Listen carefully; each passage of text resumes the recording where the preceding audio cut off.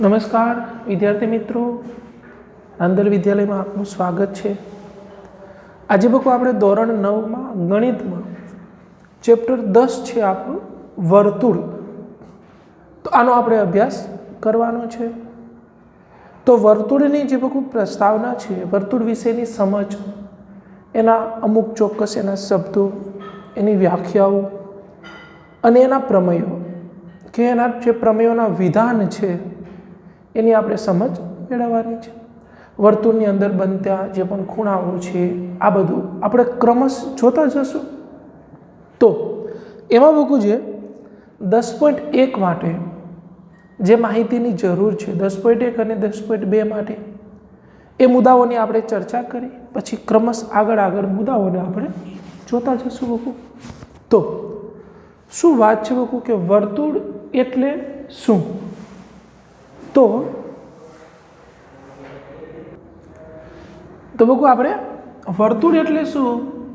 તો વર્તુળને બકુ કે અવકાશમાં તો દોરી ન શકાય, દોરવા માટે બકુ સમતલની જરૂર પડે।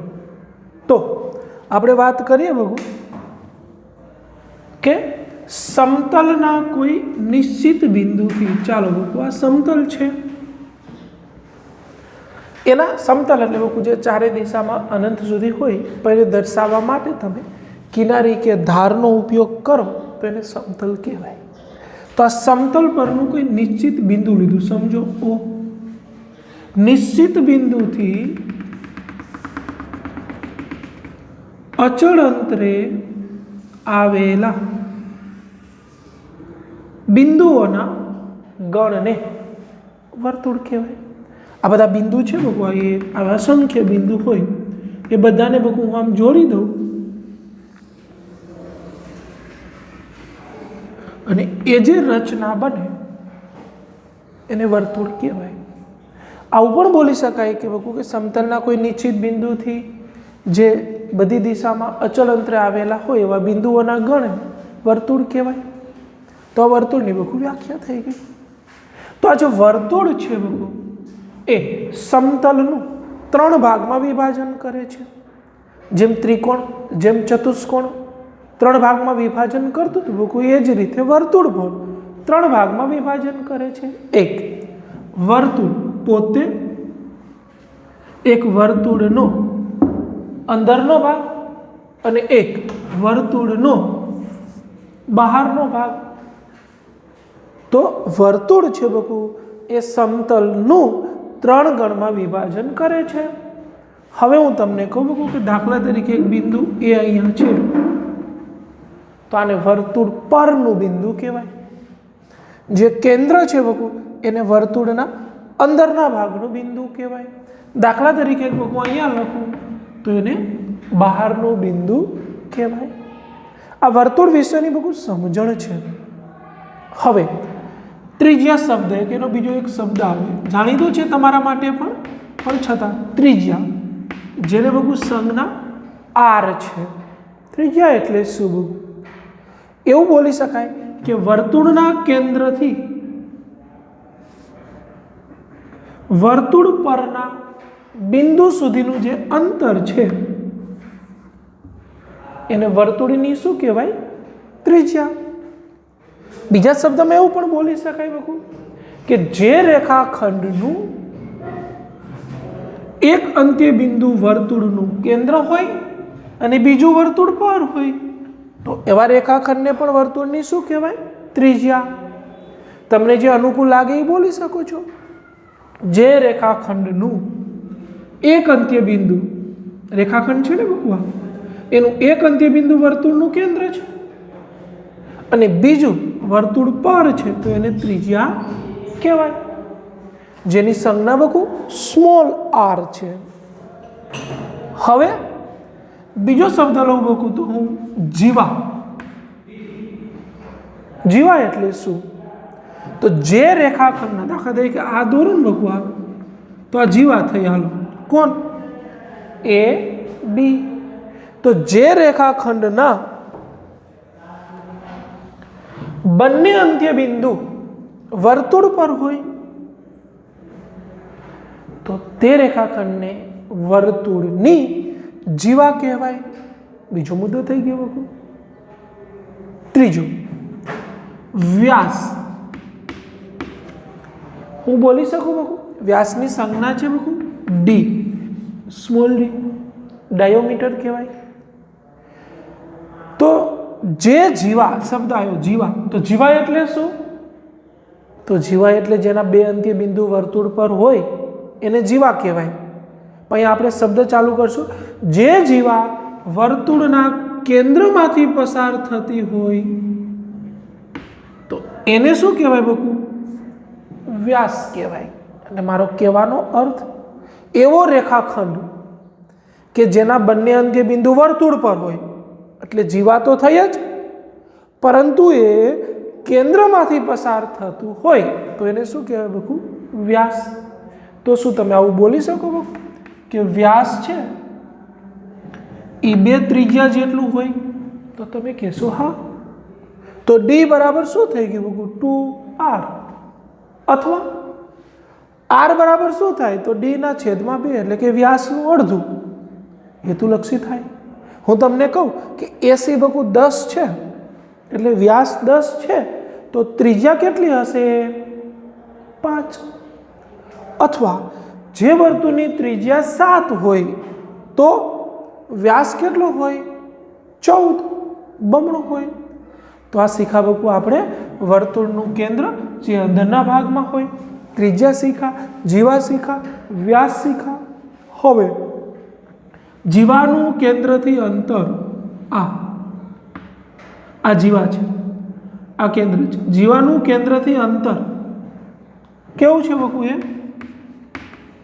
લંબ અંતર હોય. હંમેશા બકુ એ કાટખૂણો બનાવતું હોય. અને પાછું જીવાને શું કરે ખબર છે બકુ? એ દુભાગે એટલે બકુ એ જીવાના બે સરખા ભાગ કરે. તો ગમે ત્યારે તમે કેન્દ્રથી જીવાને જોડો ને તો ઓ એમ રેખાખંડ કે કોઈ પણ નામ આપો, એ અંતરને લંબ અંતર કહેવાય. કાટકોણ હોય છે. પાછું એ જે છે એ જીવાને પાછું શું કરે છે? દુભાગે છે એટલે એના બે ભાગ કરે.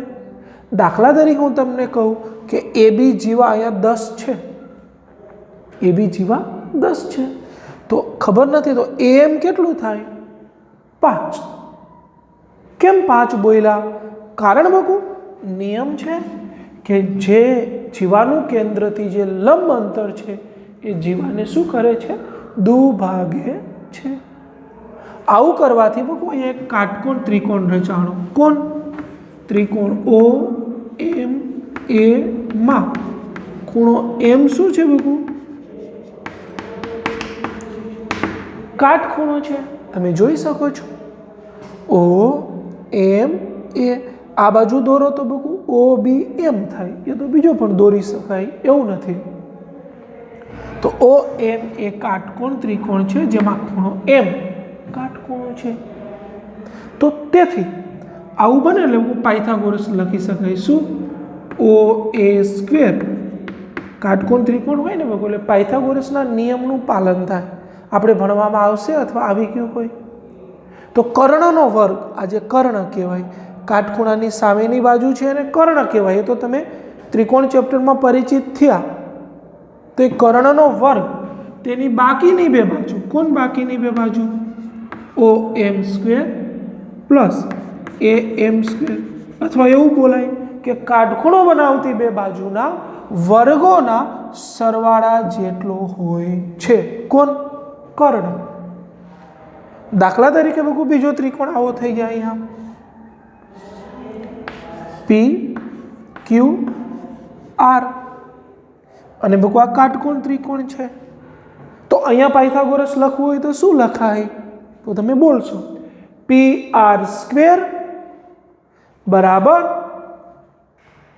પી Q square plus Q R square. આ રીતે બકુ બોલી શકાય. તો ત્રિજ્યા, વ્યાસ, જીવા, જીવાનું કેન્દ્રથી અંતર જે જીવાને દુભાગે છે, આ બધી ચર્ચા કરવામાં સાથે સાથે બકુ પાયથાગોરસની પણ ચર્ચા થઈ। તો અહીંયા કોઈ બે બાજુ આપી હોય તો આપણે ત્રીજી બાજુને મેળવી શકીએ, એનું બમણું કરી તો વ્યાસ થાય, અડધી બાજુ મેળવીને ડબલ કરીને જીવા પણ મેળવી શકાય। તો આવા દાખલાઓ આપણી સામે આવે તો આપણને બકુ ત્યારે આવડે। તો આવી રીતના પણ બકુ આની સમજ મેળવી શકાય। તો આ વર્તુળની બકુ સાદી સમજ છે। તો હવે આ શબ્દોને બકુ આપણે આગળ જોવા જઈએ તો કેટલાક બકુ એના વિશેની ચર્ચાઓ, કેટલાક એને સંબંધિત બીજા શબ્દો, શું બીજા શબ્દો તો જોઈએ। ચાલો સેજ રિપીટ કરાવું બકુ। તો સમતલના કોઈ નિશ્ચિત બિંદુથી અચળ અંતરે આવેલું જે બિંદુઓના ગણ છે આને શું કહેવાય બકુ? વર્તુળ। બરાબર, ત્યાંથી બકુ હું જે આમ દોરવા તો આને શું કહેવાય બકુ? વર્તુળની ત્રિજ્યા। હવે અહીંથી આમ કરું તો એને જીવા કહેવાય, કેન્દ્રમાંથી પસાર કરું તો એને વ્યાસ કહેવાય, આને અહીંથી દોરું તો એને જીવાનું કેન્દ્રથી લંબ અંતર કહેવાય, જે જીવાને દુભાગે। આટલી સમજણ મેળવી। હવે આ વર્તુળ છે સમતલનું 3 ગણમાં વિભાજન કરે એ સમજ પણ મેળવી। દાખલા તરીકે એ વર્તુળ પર છે,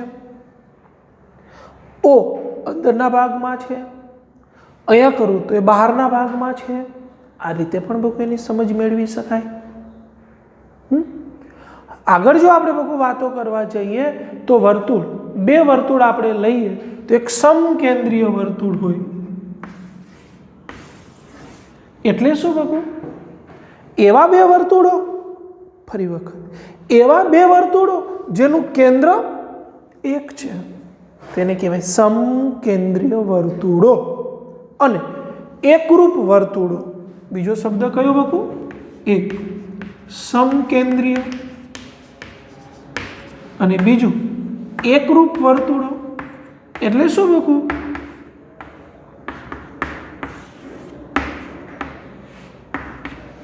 કે વર્તુળ જુદા જુદા હોય પરંતુ મીન્સ કેન્દ્ર જુદા જુદા હોય પરંતુ ત્રિજ્યા છે એ કેવી હોય? સમાન। ઓપી માપો તો 5, તો ઓક્યુ પણ જો 5 હોય તો આ વર્તુળને એકરૂપ વર્તુળ કહેવાય। એકરૂપ વર્તુળ કહેવાય। આ રીતે બકુ એની સમજ મેળવી શકીએ। તો બીજી બે વ્યાખ્યા શીખા બકુ, સમકેન્દ્રીય વર્તુળો અને એકરૂપ વર્તુળો। આગળ વાત કરું બકુ તો હવે દાખલા તરીકે આ કર્યું, હવે અહીંથી આને માપું તો એને કહેવાય બકુ વર્તુળનો પરિઘ। શું કહેવાય બકુ? પરિઘ। વર્તુળનો પરિઘ। વર્તુળને બહારની તમે લંબાઈ માપો તો એને વર્તુળનો પરિઘ કહેવાય। બીજું કે દાખલા તરીકે બે બિંદુ લઈ લો, વર્તુળ પરના બે બિંદુ, ફરી વખત, અથવા પરિઘ પરના બે બિંદુ, જે બોલો આ ભાગને પરિઘ કહેવાય। તો વર્તુળ પરના જે બે બિંદુ છે એ બે બિંદુને તમે માપો અને જો એ નાનો ભાગ હોય તો એના માટે શબ્દ આવે બકુ લઘુ ચાપ। અને આમ કરીને તમે બકુ એ બી આમ કરીને કરો ને ઉપર નિશાની તો એને ચાપની નિશાની છે। જો એ ચાપ વર્તુળમાં નાની હોય તો એને લઘુ ચાપ કહેવાય। તો પછી આ અહીંથી આમ બોલું આમ તો એ બી ચાપ જ કહેવાય બકુ, પણ એના માટે શું શબ્દ આવે? ગુરુચાપ। લઘુચાપ, ગુરુચાપ, બે શબ્દોથી આપણે પરિચિત થયા। પરંતુ જો એ બે બિંદુ વ્યાસના અંતે બિંદુ હોય, છોકરો અહીંયા ના હોય, બી અહીંયા હોય તો એ લઘુચાપ નથી, એ ગુરુચાપ નથી, તો એના માટે શબ્દ આવે બકુ અર્ધચાપ। તો જે પરિઘ છે બકુ એનાથી આ 3 શબ્દો આપણે પરિચિત થઈ શકીએ। પરિઘ એટલે આખું માપ ને બગુ વર્તુળનો પરિઘ કહેવાય. વર્તુળની જે લંબાઈ માપો એને પરિઘ. વર્તુળનું બગુ અંદરનું તમે આ વસ્તુ માપો ને તો એને કહેવાય વર્તુળનું ક્ષેત્રફળ. ક્ષેત્ર વિસ્તાર એ અંદરનું થયો. આ માપો તો બગુ એને કહેવાય પરિઘ. જે લઘુચાપ, ગુરુચાપ અને અર્ધચાપ શબ્દથી આપણને પરિચિત કરાવે છે. હવે બગુ દાખલા તરીકે આ કેન્દ્ર છે O, બે ત્રિજ્યા છે OA OB, એટલે OA OB અને APB. આ યોગ એટલે આ બધું ભેગા થઈને જે બને બગુ, ફરી વખત OA OB અને APB આ ભેગા થઈને શું બન્યું બગુ? આ ભાગ બન્યો.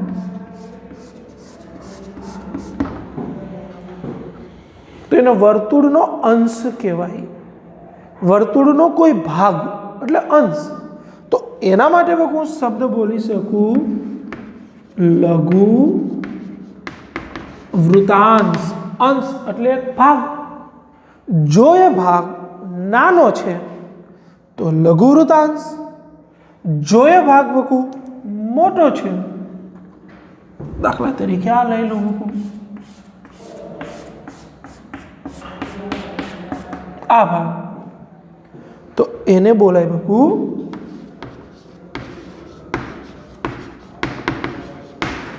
ગુરુ વૃતાંશ. અને જો એ ભાગ વ્યાસના અંત્યબિંદુથી બનતો હોય તો તમે સમજો છો એને કહેવાય અર્ધ વૃતાંશ અથવા અર્ધ વર્તુળ. વર્તુળનો અડધો ભાગ બનાવે અર્ધ વૃતાંશ, અર્ધ વર્તુળ એવો શબ્દ પણ બોલી શકાય. તો આ શબ્દથી આપણે પરિચિત થયા. ખાલી આટલું આવે બગુ, અહીંથી આ જ ખાલી, તો એને કહેવાય લઘુચાપ. આટલું આવે બગુ ખાલી, તો એને કહેવાય બગુ ગુરુચાપ. હે, આટલો આમ ભાગ કરે આમ, તો એને કહેવાય અર્ધચાપ. જો બગુ એ ત્રિજ્યા સાથે જોડીને બનાવે, આ ચાપ તો ખરી જ, પ્લસ ત્રિજ્યા અને એનાથી જે ઢગલું બને એને લઘુ વૃતાંશ કહેવાય. સફરજન અથવા આપણે બગુ તરબૂચ ખાઈએ તો એમાંથી આપણે ચીરી કાપીને એ વૃતાંશ થયો, કારણ કે ઓલો ગોળાકાર છે, અંદરથી તમે કટકો કાપો છો એ વાત થઈ. તો જે મોટો કટકો છે એને શું કહેવાય? ગુરુ વૃતાંશ. પરંતુ જો બગુ તમે બિલકુલ અડધા ભાગ કરો તો એને કહેવાય અર્ધ વૃતાંશ. હવે આ વાત તો થઈ જ. હવે બકુ આ વર્તુળને અહીંથી હું કાપી નાખું, એટલે જીવા દોરી, અને જીવાથી આ વર્તુળનો મેં આટલો ભાગ કર્યો, નીચેનો ચાપ તો ખરી જ બકુ, અને જીવા વચ્ચેનો જે ભાગ છે એ ભાગને જો આપણે બોલવા જઈએ ને બકુ, આ ભાગને, તો એના માટે શબ્દ છે લઘુ વૃત ખંડ. ખંડ ભાગ કર્યો, કટકો. તો જો એ ખંડ મોટો હોય આખો, તો એના માટે શબ્દ આવે બકુ ગુરુ વૃત ખંડ. તો આ શબ્દથી પણ આપણે બકુ થોડા પરિચિત થશું. બીજું કે જીવા કેન્દ્રથી જેમ નજીક છે એમ એ મોટી હોય, કેન્દ્રથી દૂર જાય એમ એ નાની થતી જાય, કે દરેક જીવા કેન્દ્ર પાસે બકુ સરખા ખૂણા, એકરૂપ જીવાઓ કેન્દ્ર પાસે સરખા ખૂણા આતરે છે. જીવાઓ બકુ વર્તુળમાં અસંખ્ય હોઈ શકે, બરાબર. કોઈ વર્તુળમાં બકુ છે એ જીવાઓ એકરૂપ પણ હોઈ શકે. આ દાખલા તરીકે અર્ધવૃતાંશ કરું બકુ, આ ભાગ, તો આ એક બાજુનો વૃતાંશ કહેવાય, આ બીજી બાજુનો, તો આ બાજુ એવું ઉપર નીચે પણ હોઈ શકે જીવાઓ. કેન્દ્રથી દૂર હોય, એ બધી સમજ આપણે પ્રમેયની મેળવવાની છે. પણ આમ જોશો બકું તો 10.1 માટે કદાચ જે માહિતીની જરૂર છે એ મોટાભાગે માહિતીની આપણે ચર્ચા કરી ચૂક્યા છીએ. છતાં મુદ્દાઓ આવશે તો આપણે એને સમજીશું. બાકી અમુક પ્રમેયોની ચર્ચા છે કે જેમ કેન્દ્રની નજીક જેમ મોટું થાય, નાનું થાય, તો આ મુદ્દાનો અભ્યાસ આપણે આગળના લેક્ચરમાં કરીશું.